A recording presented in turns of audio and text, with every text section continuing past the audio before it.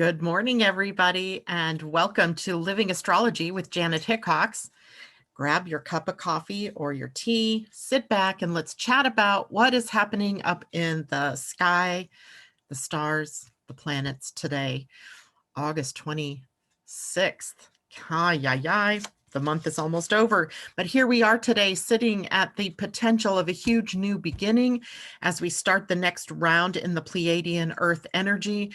It gives us an opportunity, as this is one moving energy, to create something new, to move ahead, to initiate something, and then watch how that unfolds over the next 13 days as the spiral of consciousness that we work with through the Pleiadian calendar is a 13-day week.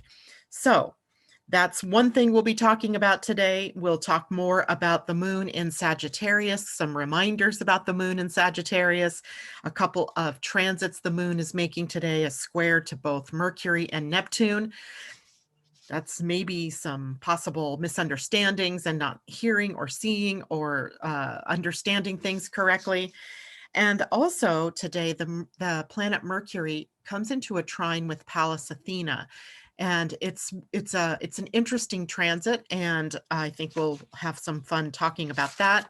And as well, we're going to start our first in a series of 12 lessons in astrology today about the first house that we talked about a couple of weeks ago, going through each of the houses. So today we're going to start with the first house. It's a natural place to start, I would think. And we'll talk about what that means and maybe even look at a couple of charts if we have time for that. Quickly, let me go over here and say good morning to Camilla and Elisa. Hello, Pauline. And today's Women's Equality Day, she says. Well, I'm all for that. Ursula, good morning. Kimberly, good morning. And JLo, hello. And Asa is with us this morning. Hello, Asa. Great to have you manning the deck, so to speak, back here in the the YouTube chat forum. Hopefully we can get through all of this information today and still have some time maybe to look at a couple of charts. So let's dig in, shall we? Today the moon is fully in the sign of Sagittarius. We spend the day here in the sign of adventure, the sign of seeking answers to questions. Often the seeking here is about the journey, right? The hero's quest, or the hero's journey, where we're looking for answers to some of life's bigger questions, like who am I? Why am I here? What am I supposed to be doing? And why does this keep happening to me? And going through the process of living a life that sort of mirrors that hero's journey. And then Sagittarius, the moon in Sagittarius, takes the emotional energy of adventure, the spirit of exploring, and adds its optimism and its enthusiasm to the whole of that experience. Seeking, not always finding, but seeking is part of the adventure. It reminds me of the gate 11 in our human design chart. Or in the gene keys, the gate 11 looks for the light. It's looking for the answers that will turn on the light, so to speak. In your DNA, it holds the place of allowing more and more light into the DNA, transducing more and more light. The more light you allow in, the more light that you can shine out. That is a part of the adventure in human design, but it's also a Sagittarius adventure as well. The two transits today that the moon are making to the other planets would be Mercury and Neptune. So the moon, so we're talking squares. So squares are going to be challenges between the two planets. So between the emotional energy of the moon and the speaking communication aspect, the mind aspect of Mercury, and that adds up to possible miscommunications, misunderstandings between people, especially from emotional energy that spills into our words as we speak. So we want to recheck before you blurt anything out today, that you are not filling it with an emotional reaction from something that's going on in your world. For example, this transit reminds me, for example, of, have you ever been in a conversation with someone that's highly charged and their voice is rising, getting louder and louder, and you're like, whoa, dude, back off. I mean, I'm not the enemy here.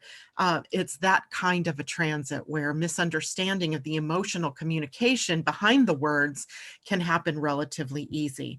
So let the emotion be in response to what is happening and not be in reaction to what has happened or what is happening or what you think you heard.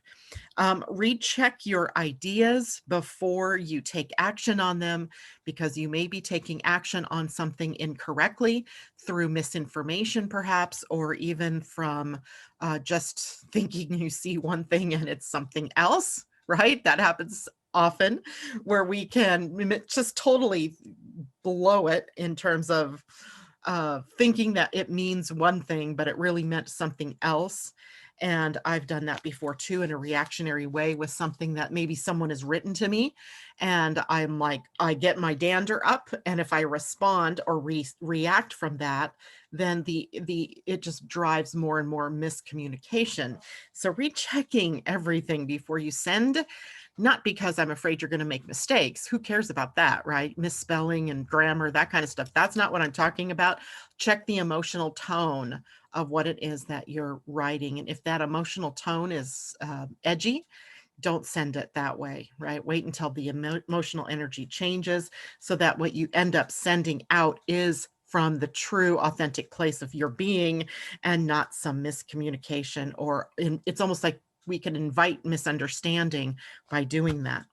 Now that's happening early this morning and throughout the day. Later today, we have another kind of problem that pops up with the moon and Neptune. These two coming into a square with one another. Again, that's a challenge, right? We're challenged here with misunderstanding. Again, right? We have another opportunity here to misunderstand.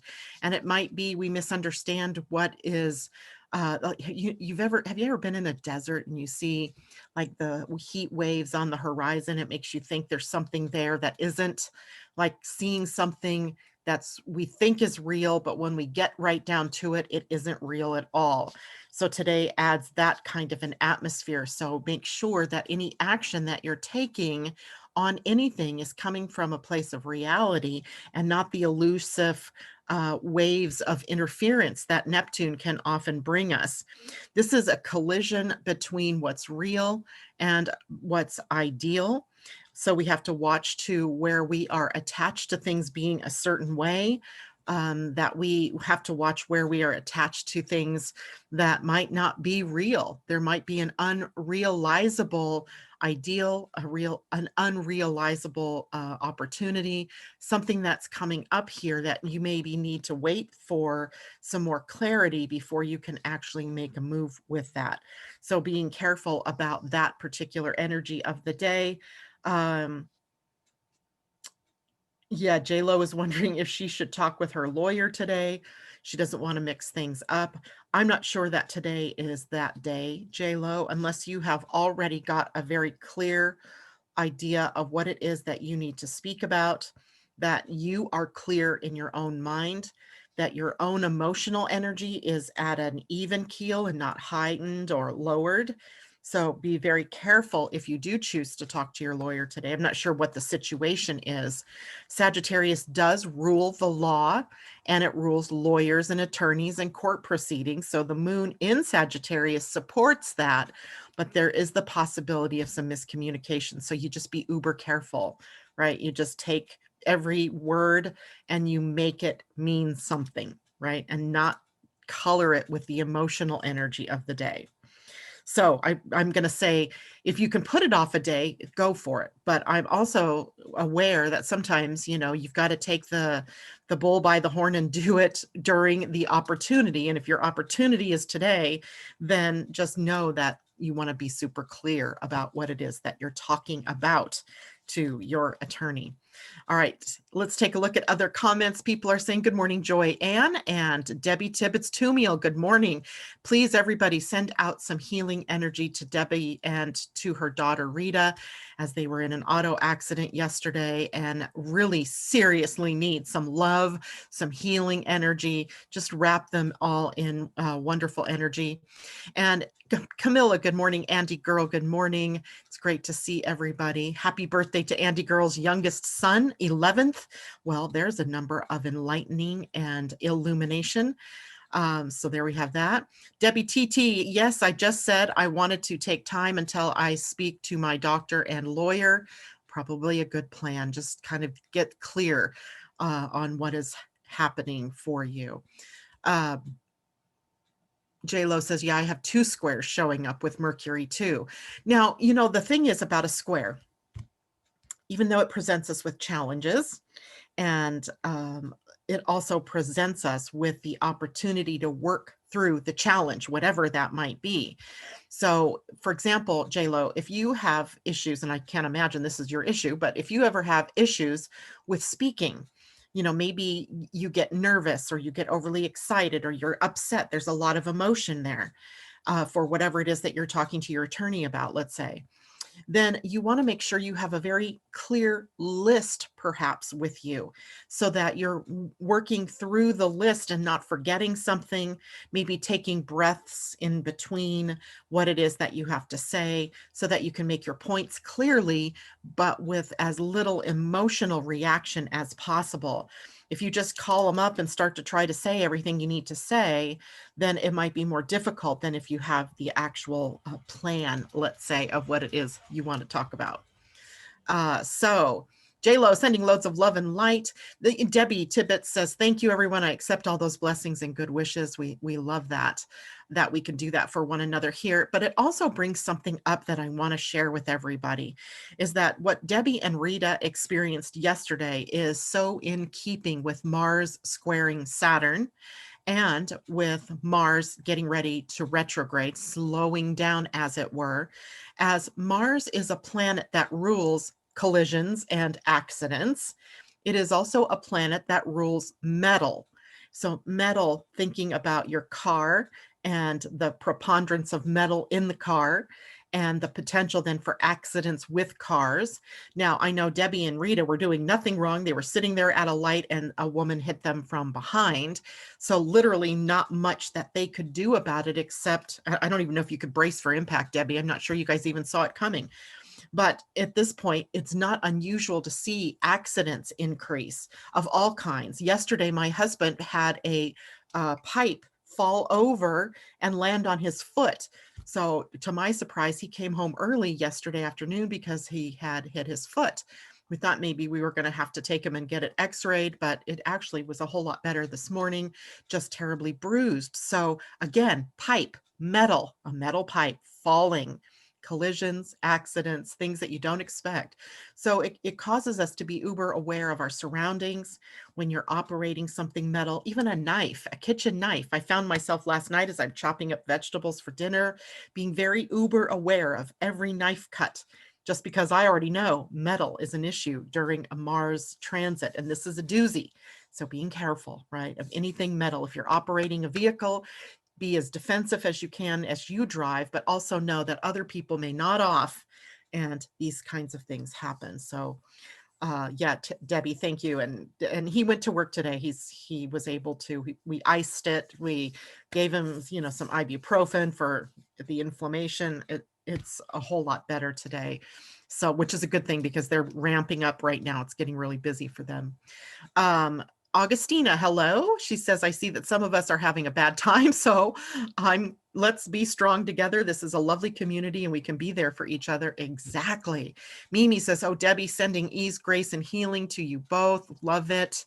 Keep doing that, everybody. That's what we can do. We can support each other here in the morning show. All right, I'm going to transfer over to a new topic here. We're going to talk a bit now about Mercury and Pallas Athena. So Mercury is in a trine today. A trine is a 120-degree angle or relationship between himself and Pallas Athena. A trine implies a smooth move between the planetary energy. So we have Mercury sitting in Virgo, and we have Pallas Athena in Capricorn.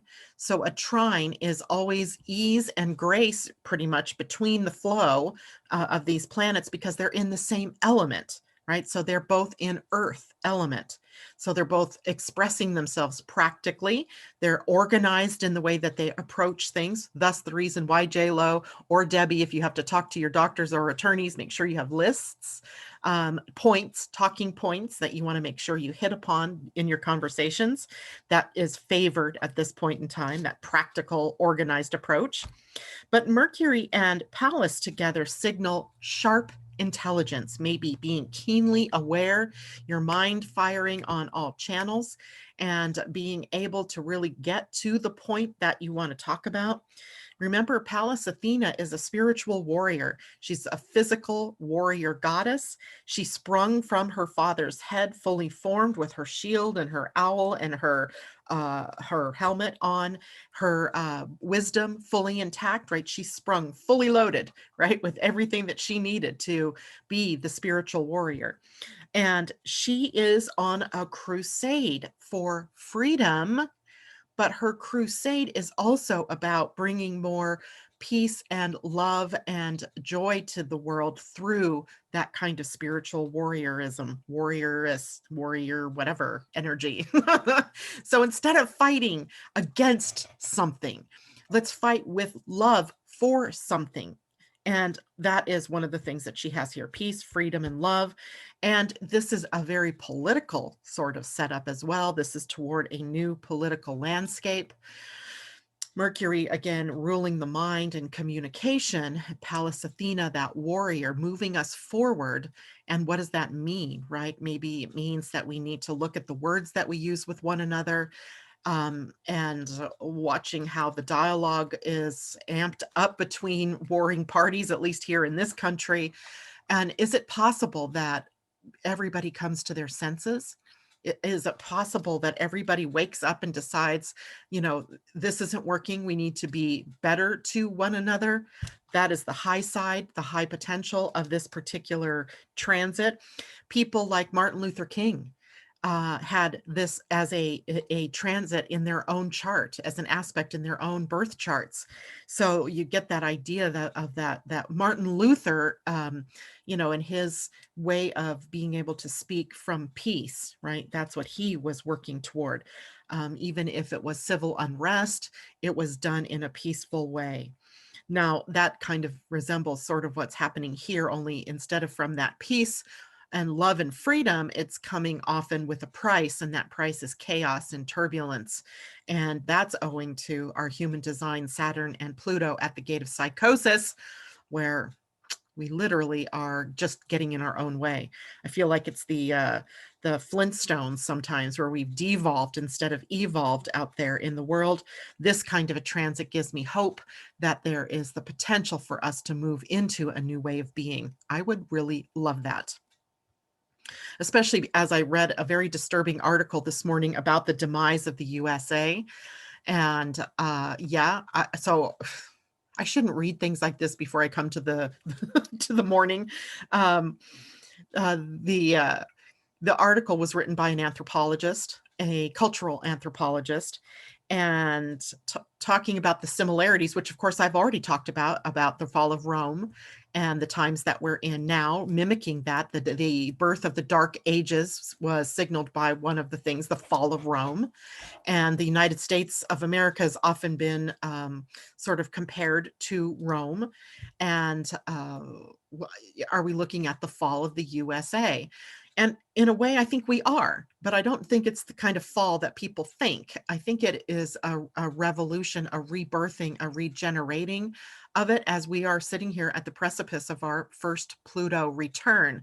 So when I read articles like that, it emotionally makes me react initially, right, to the, oh, but the other side of the coin is, yeah, we are in a death right now. That death is leading us to a rebirth. And every country on the planet that has lived anything longer than 248 years has gone through the same thing, right? This rebirthing process. Sometimes it's pretty messy and it's pretty ugly. So just remembering that we have this, we're the ones creating the reality that we're in. So how do we want to create the rebirth, even if it is for a country like the USA, and how we can do that in our own lives. I'm looking here and I see a question from Pauline. She wants to know what the glyph for Pallas Athena looks like. It looks like a diamond, right? Sitting on top of a cross, if you will. Let me take and share my screen. First, let me make sure I have the astrology chart up, and then I'll share my screen so you guys can see the glyph. That is a great question. And we have to look to Capricorn. You see it right here. It almost looks like the identity center in your human design, right? It's a diamond, and underneath it, the cross.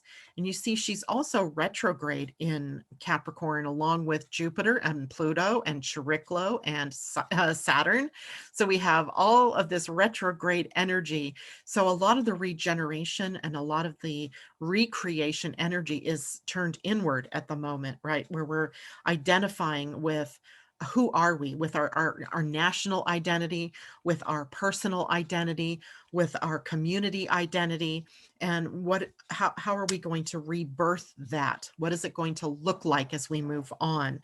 And that's an important thing to remember, that rebirthing rebirthing comes from a death, but it doesn't necessarily mean a death where it's finalized, like, Rome's final fall kind of energy. That's not exactly what is happening.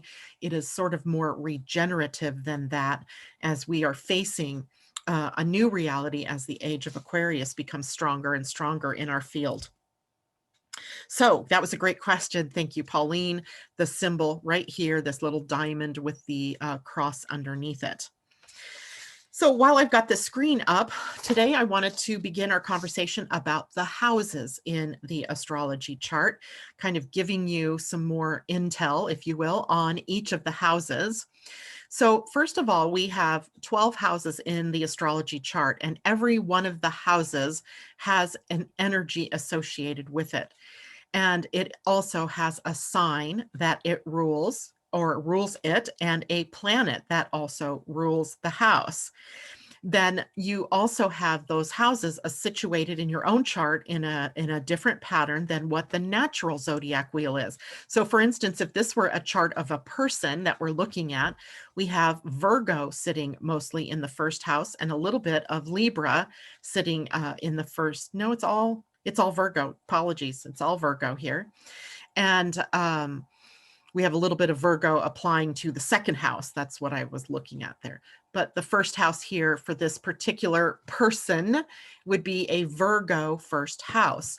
And the first house begins with that very sensitive spot we talked about a few weeks ago called the ascendant, right? The entry point into which you came into the planet.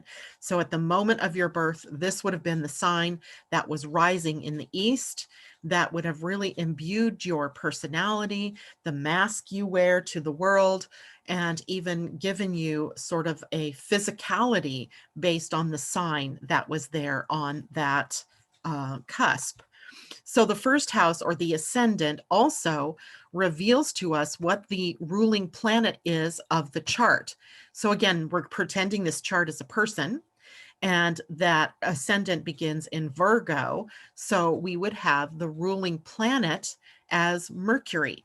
So the ruling planet of the chart isn't necessarily the sun sign, right? The sun sign is showing more of what your job on the planet was going to be, what your skills were that you brought to the planet. But the rising sign really shows your personality, your physical being, and it also shows by its ruler how it is that you are going to take on the job of being you in this lifetime. Now, the houses show the where. So if I had to say this is Mercury in Virgo and it's in the first house, that is where Mercury in Virgo is going to show up. This person would likely be highly organized in their thoughts and their actions. They would always seem to work best with a plan. They would be very practical in their speech, not necessarily emotionally speaking, but speaking from facts and figures, and maybe even had to work in their life about on things like speaking, but without all of the facts and the figures, right? It can get to be a very dry sort of languaging that can happen with Mercury in Virgo in the first house. But that's how this person sees the world, with facts and figures and truths, and being able to be organized in the way that they approach the world. So the first house has a lot to do with who you are. Who am I? It is the sign that would hold the ego, if you will, the sense of self, like the I am that I am, right? The I am presence is in that first house. It is also showing you how you would go about realization of the self. So the sign here shows a lot about how you're going to go forth into the world. This person may initially go out into the world. The sun is also on the ascendant here, which is kind of interesting, very close to the ascendant, but on the 12th house side of the ascendant. So this person has almost a double, if this were a person, would have a very Virgo sensibility. The realization of the self would be practical in nature, would want to be organized, and very much needed routine in its life. No, it would not do well in a confusion, chaotic environment. This person would want to have routines. If I were a parent advising a child born today, I would say your child will need routine, will need to know what comes next, that they will need that practical guidance, that earthy approach to living and being guided. Their mind works in very practical ways. So we get this idea then that the sign here on the first house holds very much prominence in who you are, ultimately who you are in the world. How you will become a unique individual is also shown here by this particular sign. Now, there's also another quality here that is about the approach to life. The sign here really tells us a lot about how you are going to move out from, as you grow and you evolve, or you grow up, let's say, and mature, how it is that you're going to want to be in the world. It shows your personality, your physical body, and not the physical body's health necessarily, but how through the physical body you present yourself to the world. So is it that you've got that Leo rising sign, or Leo in the first house, where you present yourself as you're large, you're confident, or the negative side of Leo, which is something, lacking confidence, sort of shoulders hunched and trying to make yourself smaller, when in fact Leo is meant to be big, large, and in charge.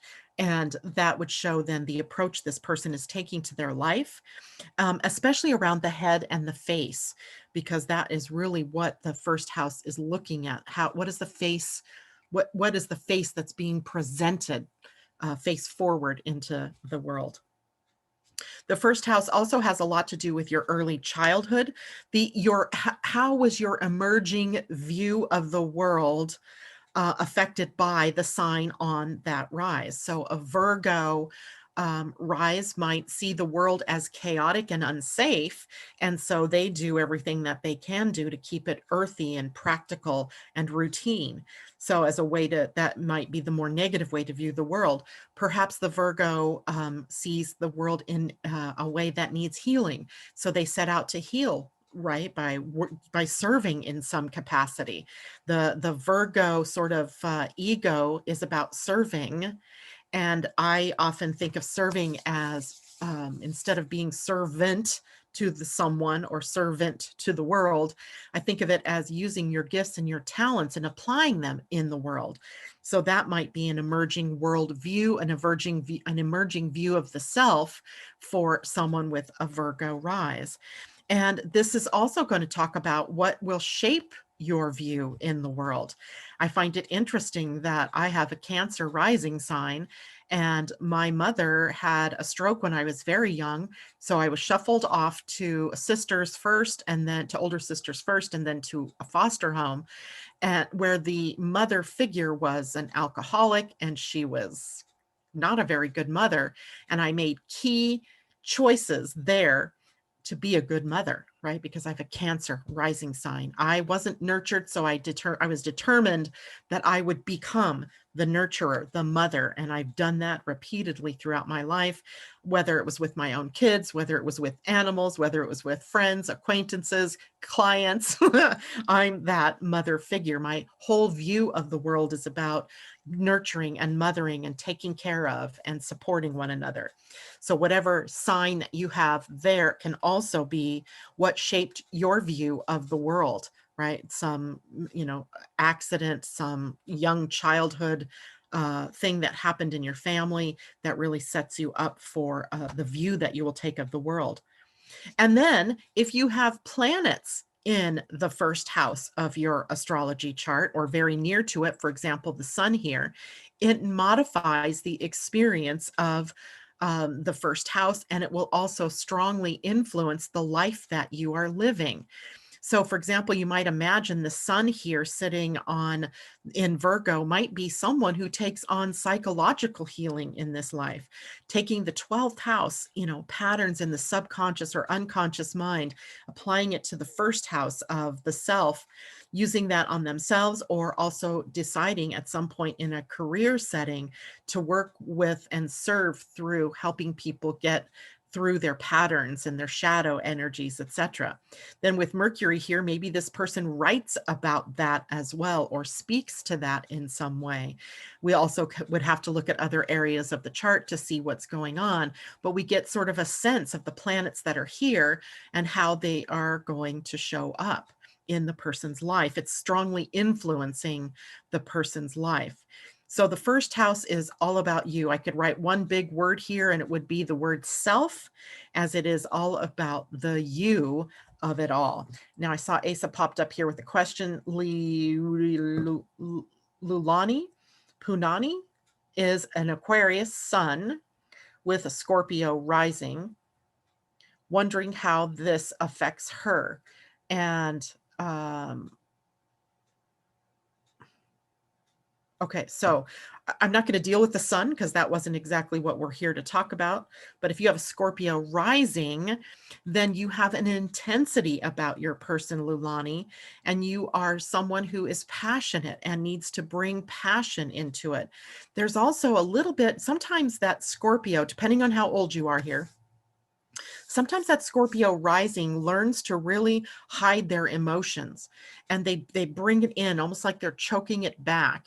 And then they learn to hold on to things like anger or grief or upset, holding grudges on people that have hurt them. There's a passive aggression here that can show up until the Scorpion merges into the Eagle and you become more mature, more able to see from a higher perspective.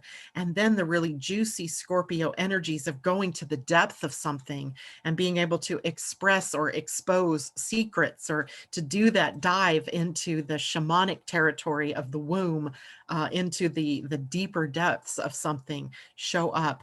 There's also raw sexuality that occurs with Scorpio on the rise. It is often someone who has a lot of sex appeal.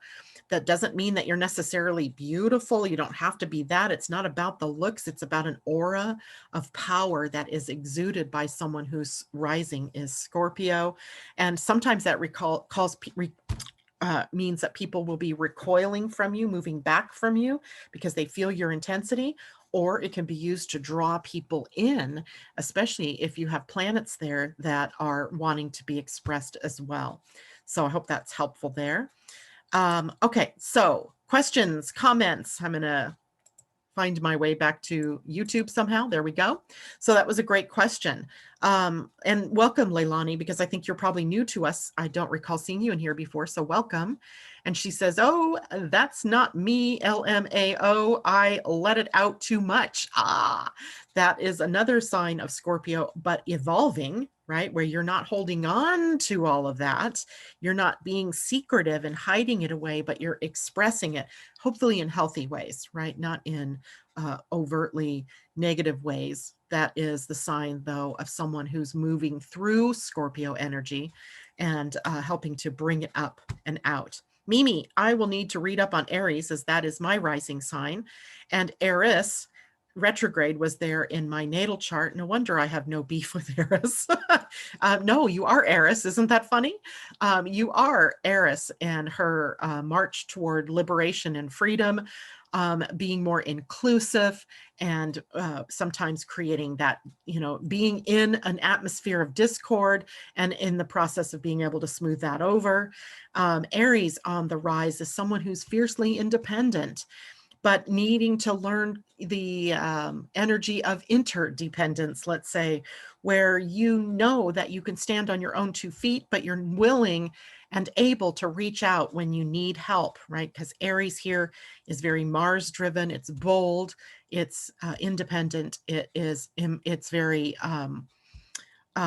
impulsive sort of energy as well. And you may have to learn impulse control over your life, but you know your mind, you know what you want, you know where you're going. That's the beauty of having Aries on the first house. But like my daughter, who's also an Aries on the rise, who takes on a project and does it all herself, even if she has meted out and, given us tasks to do, you may take on too much and forget to delegate. And if you delegate, don't take it all back. So reaching out for help when needed, and also letting people, you just have that aura of I can do, that I am, and that I'm independent. So there you have.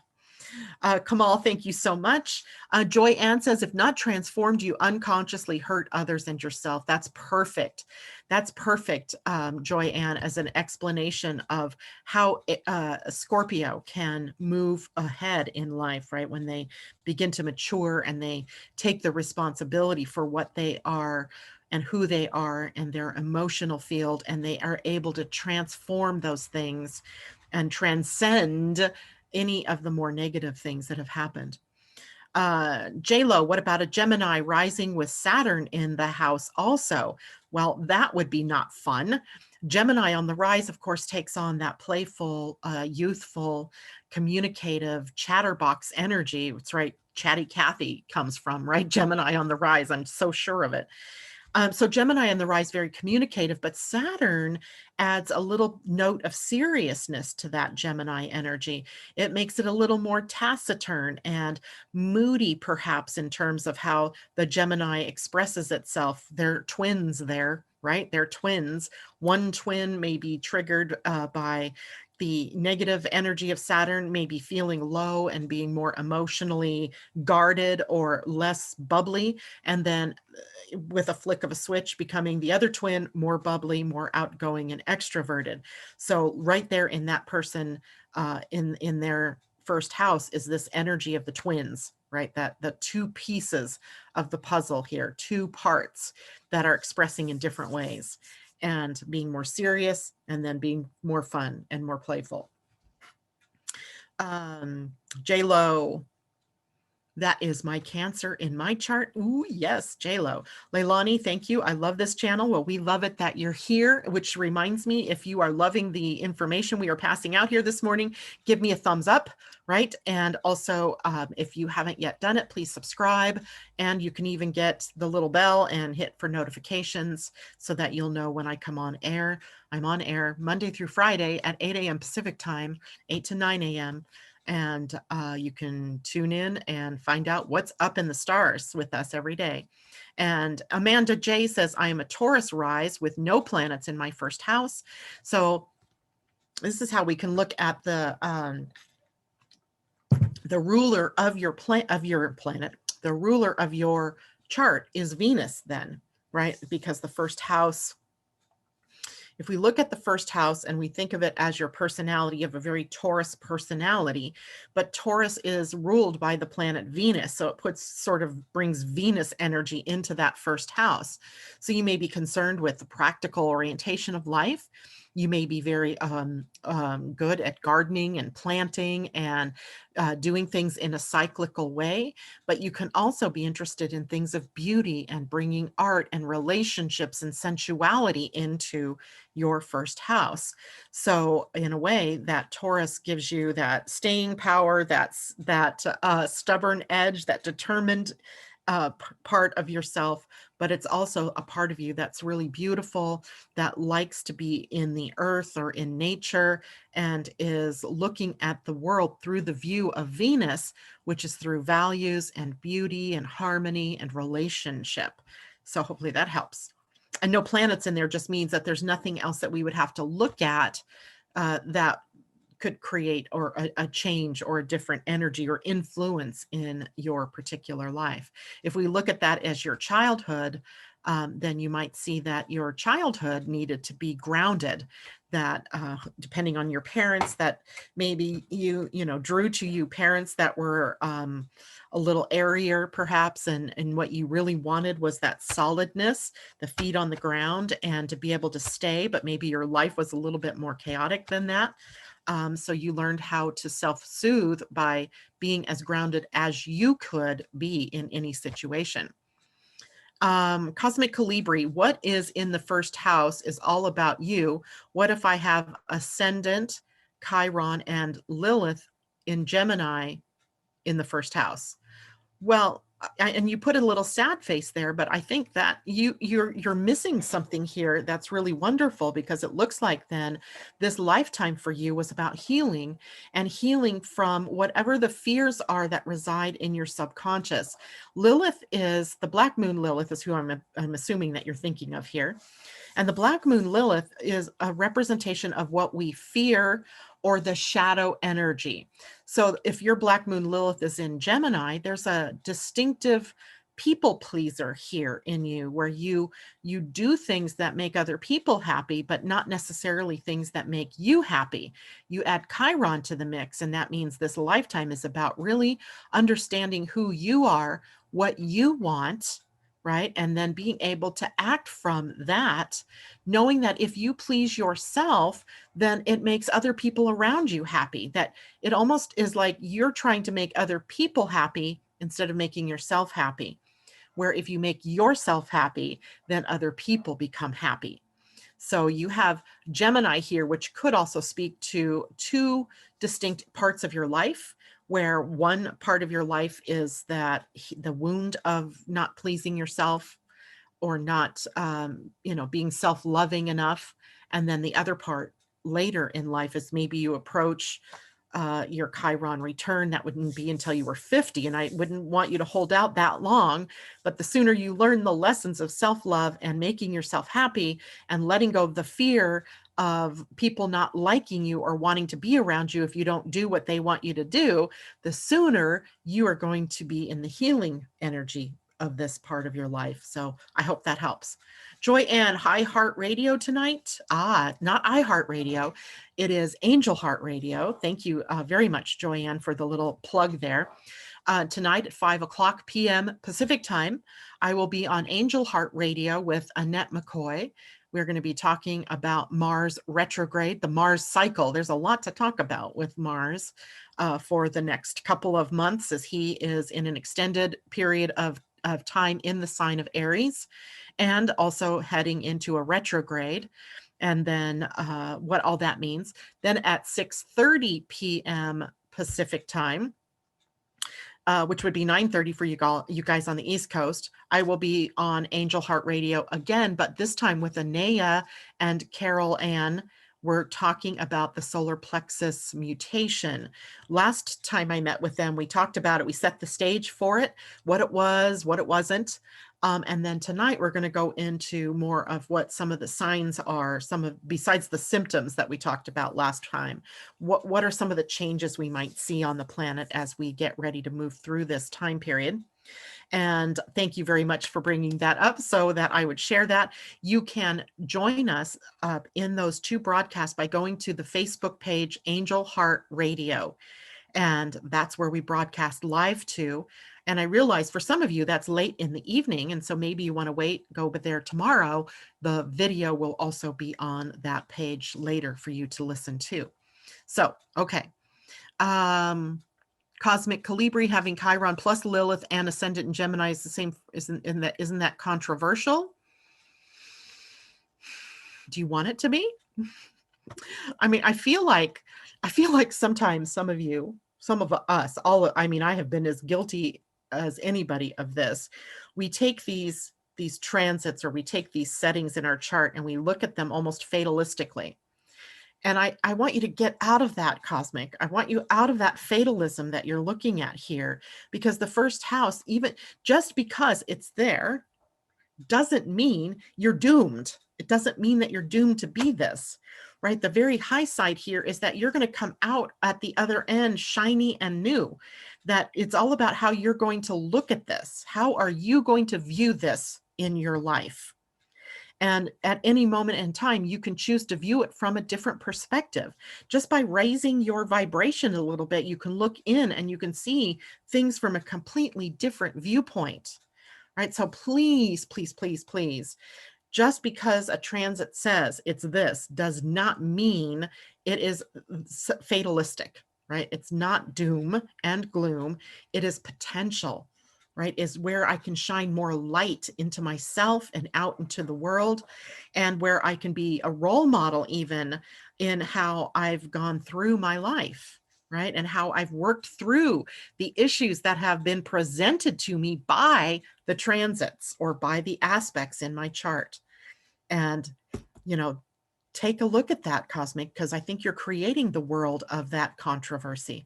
I think you're creating your own stumbling blocks and your own fear here, or magnifying it.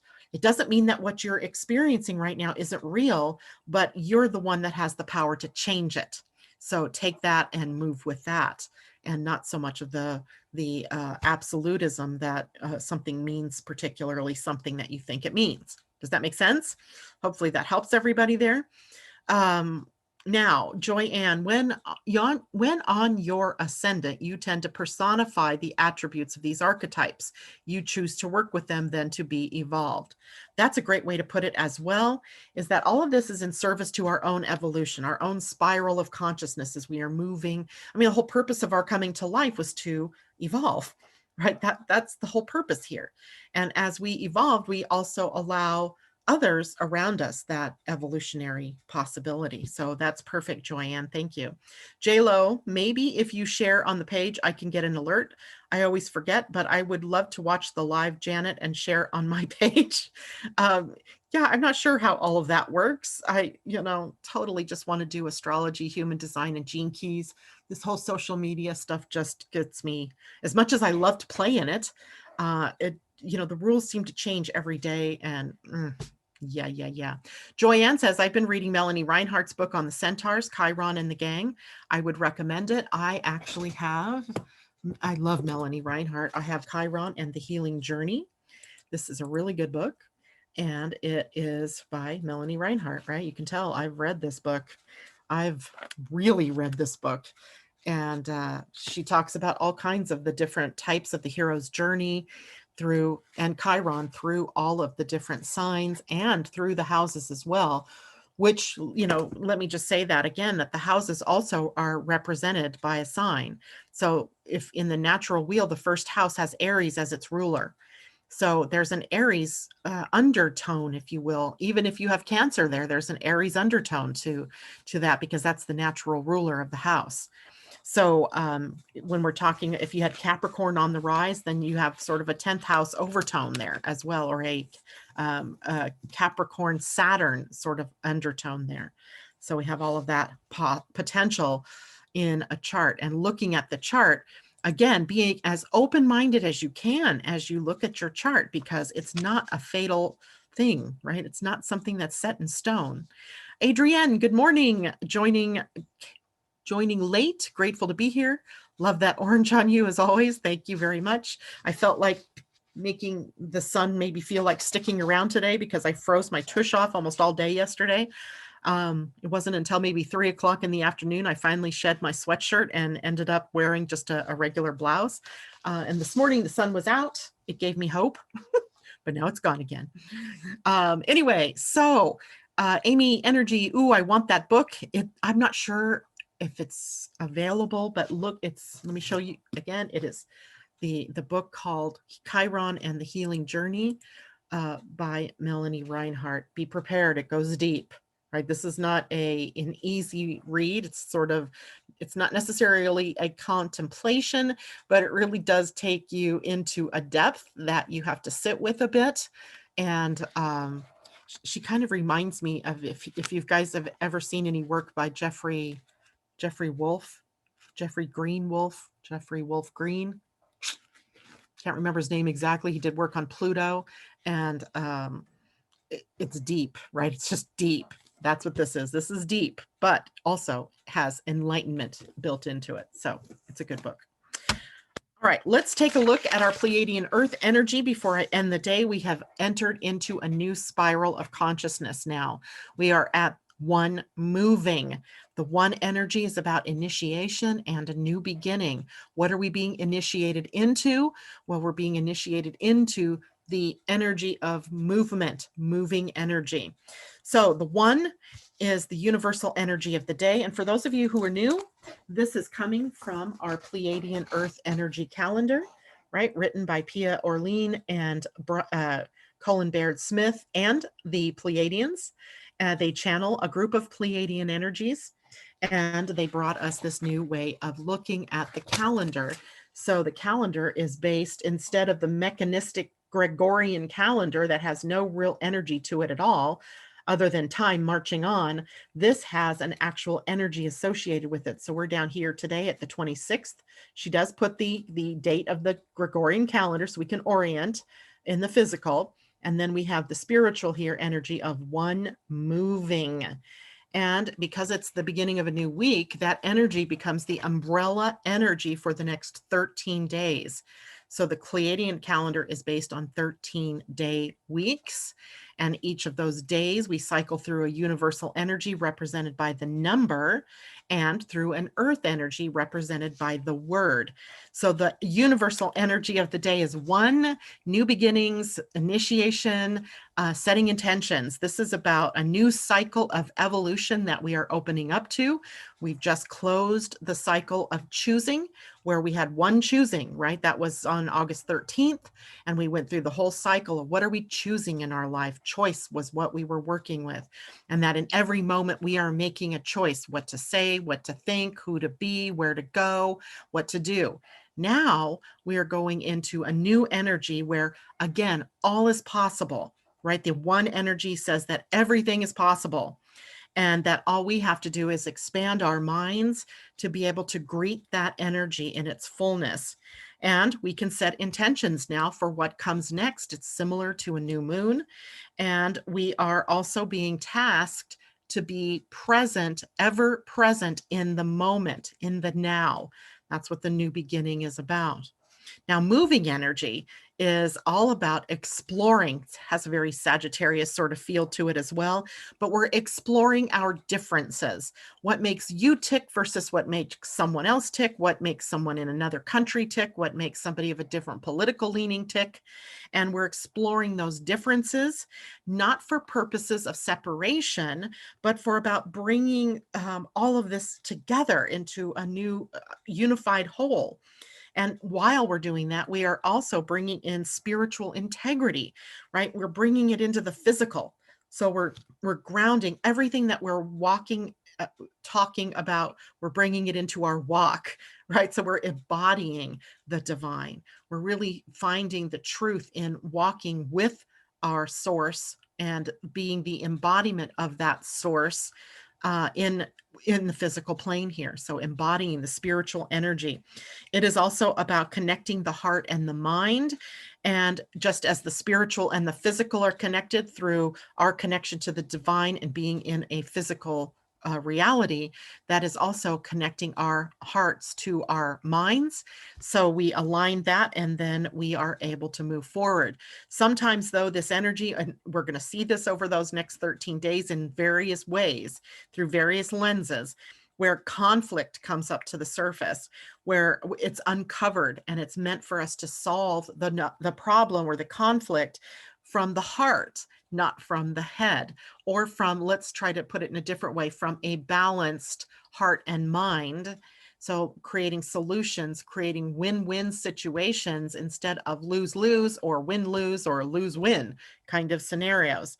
So our solutions to the conflict have to be heart-based, during this time. So we're being tasked with all of that now for the next 13 days, but we'll still be moving each day into a new energy that just crystallizes more and more of what one moving is. And I want to say in the Mayan calendar, moving energy was Chichon, but let me make sure it is. Yep, Chichon. And Chichon was represented in the Mayan calendar by the snake. So it gave you this idea of the snake shedding its skin in order to grow. So it also has a connotation here that in order for us to move forward or to expand and grow, we have to shed something. We have to let go of something, right? The old us moving away, making space for the new, right? For the to have a heart-mind connection, we might need to let go of some of our old baggage, some of our old thoughts, some of our old beliefs, right? Our old words even might have to go. So taking a look at all of that in order to bring everything together. And I forgot to look at Asa from Alexandra asking about Leo rising in the first house. We did talk about Leo. That was one of the ones I used as an example of Leo.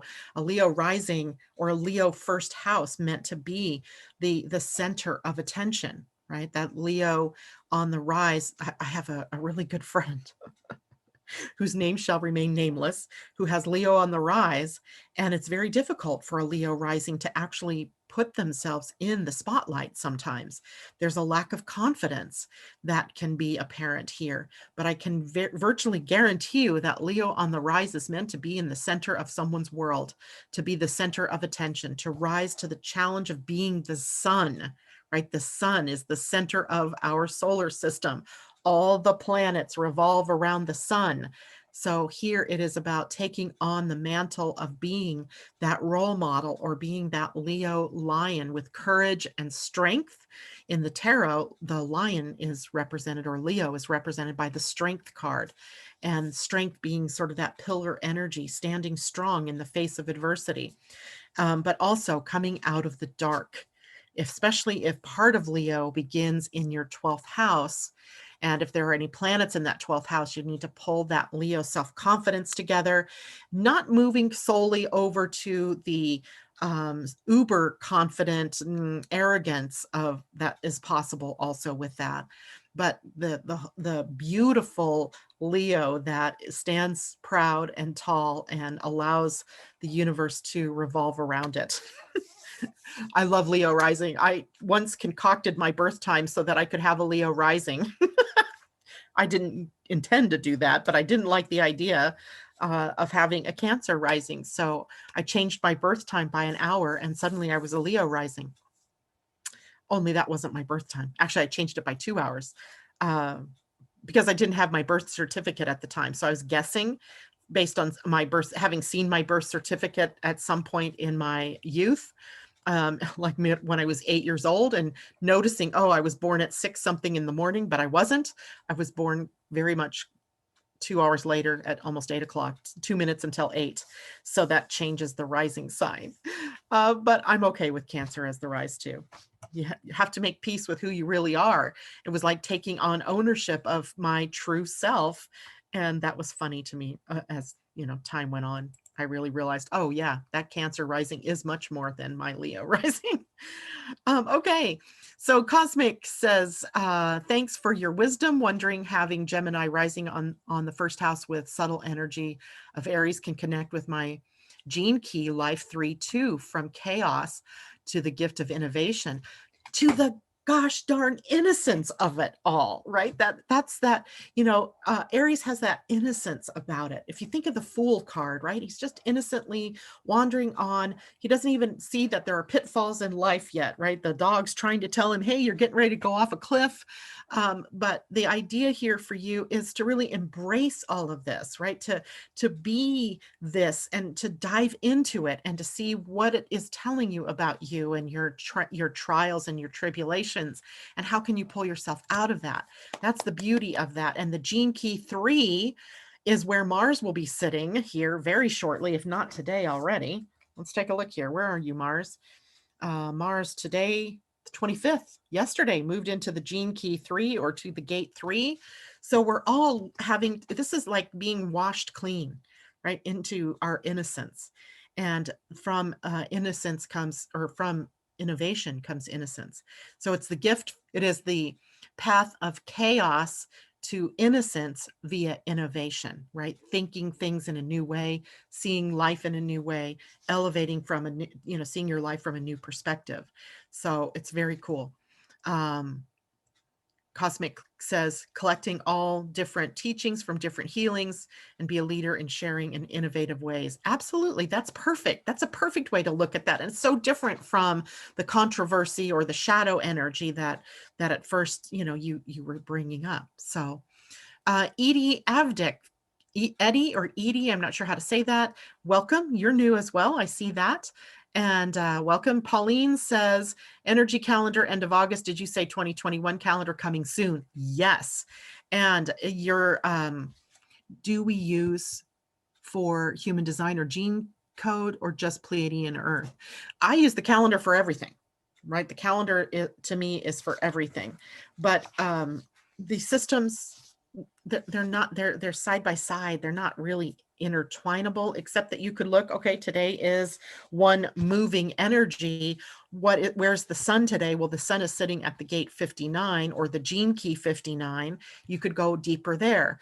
And if the sun is sitting at the gate 59, then the earth is sitting at the gate 55, and you could do the deeper dive into that. So you can cross the systems on your own, but they're not necessarily built one on the other. They're completely different systems, but you can figure out a way to bring them together. That's kind of what I try to do here in the morning, is to bring these systems together and show you how they coherently speak to one another, but they each have a different facet, if you will, of the truth. And I love that about that.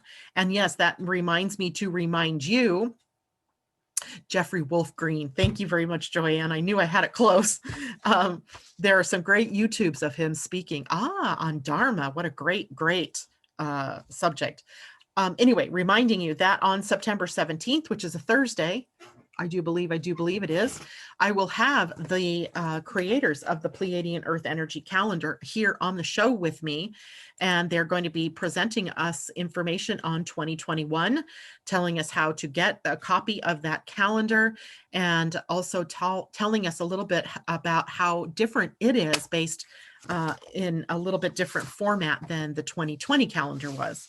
So this is the second year I've used this calendar. I had the 2019 calendar, 2020. I couldn't wait to get 2021 is prime, I think, on its way to me from them so that we can chat about it. I know it will be available very soon, and as soon as it is, I will let you know so you guys can get your copies of it as well. Okay. Any other questions that I absolutely have to answer before I go? Thank you, Joyanne, by the way, for sharing that information about Jeffrey Wolf. Absolutely love it. He sees things completely different than me, and I love that. Edie, I'm just contemplating gene key 55, my radiance key. Ooh, I love that. I would say everybody can contemplate the gene key 55. It's freedom, right? It's about freedom. Capital, all caps freedom in the city, capital F freedom in the gift. And it takes us out of victimization energy, from that shadow energy of the fear. And likely that's something that we can all use a refresher on, because we often get into the fear. The outer world just can trigger, somebody's conversation out there can trigger that fear-based thinking again. So no, the calendar doesn't show us that kind of thing. No. The calendar is about the evolution of our consciousness. It doesn't show events. It's not like an astrological calendar where you can see that, Saturn conjunct Pluto and Capricorn could create failing structures in our lives, or an issue popping up, a crisis that exposes the crumbling nature of structure and form in a society or in a country, as it did here for us. It's not like that. Instead, it's taking us on a journey through how we evolve consciously. So it's just different, right? It's different. So definitely tune in, Pauline, on the 17th and get to talk to Pia, or get to hear Pia and Cullen as they talk about the calendar and how it comes to be and how you can use that in your life. Anyway, that is it for me today, guys. I hope everybody has a great day. I'm going to go have to drink a gallon of water so I have the ability to talk later. So take care, everyone, and I will see you tomorrow. Tomorrow's Thursday. We will do card readings tomorrow. By the way, I was gifted a new deck by one of our listeners out here in the morning, sometimes Leslie Zuber, who has a dog pack oracle deck. And I'm going to play with this one with you all tomorrow because I love it. The cards are all about dogs. There's just something about dog energy, isn't there? Where you can see this is the first card I drew, Ancient Wisdom, the Saint Bernard, and the Schnauzer, stability, right? So we have all kinds of dogs. Pitbull. Pitbull is selflessness. Isn't that amazing considering the character that we all think the pit bull has? So tomorrow we'll be doing some card readings. We could do some chart readings if you're so inclined, if you want that. So tune in tomorrow morning, 8 a.m. Pacific time, right here on my Living Astrology YouTube channel. All right, see you tomorrow. Bye for now.